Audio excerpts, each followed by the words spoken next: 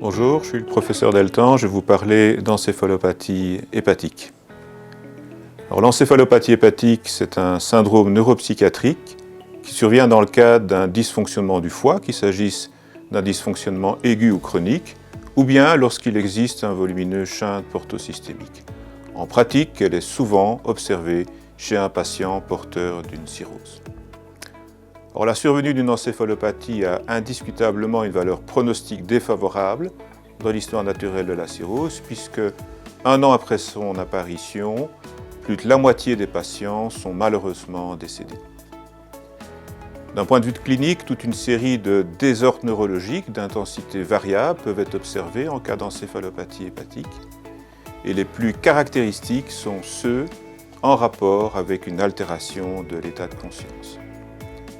On essaye bien entendu de grader les épisodes d'encéphalopathie en fonction de leur intensité, et la classification qu'on utilise le plus souvent est la classification de West-Even.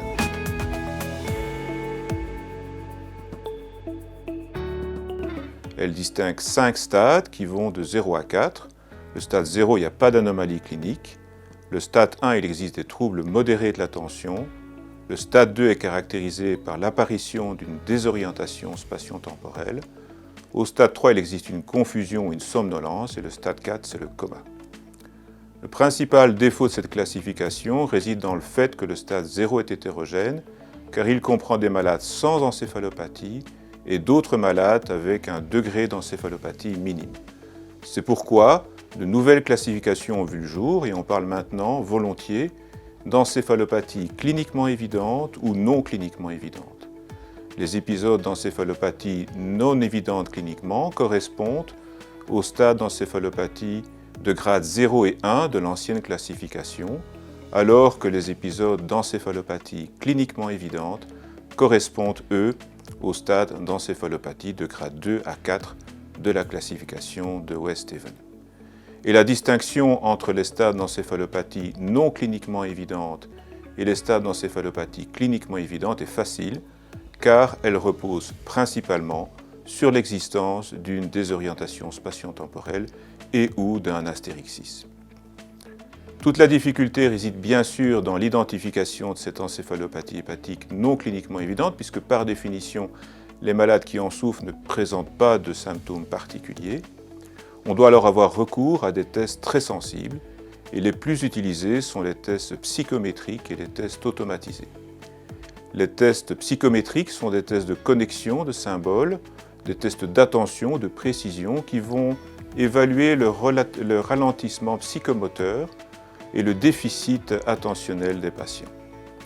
Et les résultats vont être rapportés en les exprimant en nombre de déviations standards par rapport à une population qui sera appariée sur l'âge et le niveau d'éducation.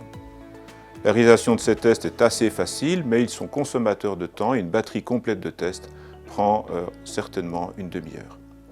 Parmi les tests automatisés, on retrouve l'Inhibitory Control Test qui consiste à mesurer les capacités attentionnelles et d'inhibition. En pratique, des séquences de lettres apparaissent à des intervalles réguliers.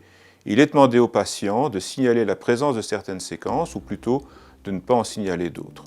Il existe même des applications pour smartphone, ce qui facilite l'application de ces tests. Un autre test est la mesure de la fréquence critique de clignotement. Il s'agit là d'un test visuel où on utilise une source lumineuse dont on fait varier la fréquence de scintillement de la plus rapide à la moins rapide, et on demande au patient de signaler à partir de quand il perçoit que la lumière envoyée n'est plus continue. Et cette fréquence est liée, elle aussi, à l'existence d'une encéphalopathie non cliniquement évidente. Il s'agit d'un test rapide qui est corrélé au test psychométrique, mais qui nécessite un appareillage spécifique que tous les hôpitaux n'ont pas. Alors cette encéphalopathie non cliniquement évidente, elle mérite une attention toute particulière, car bien qu'il n'y ait pas de symptômes cliniques, on sait qu'elle diminue la qualité de vie des malades. Par exemple, ça perturbe leur sommeil, ça perturbe leur capacité de travail, leur vie sociale, ça pourrait même augmenter le risque d'accident de la route. Et on sait aussi que sur le moyen terme, elle va augmenter le risque de développer une encéphalopathie clinique ainsi que le risque de décès.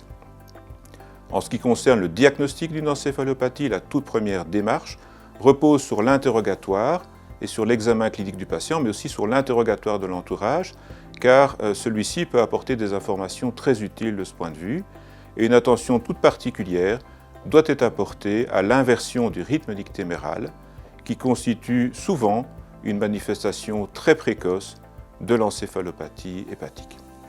Bien entendu, la démarche diagnostique passe aussi par l'exclusion des autres causes de perturbation de l'état de conscience, telles qu'une intoxication alcoolique, un syndrome de sevrage, un syndrome de Korsakoff, un hématome sous-dural ou toute une série d'autres pathologies neurologiques.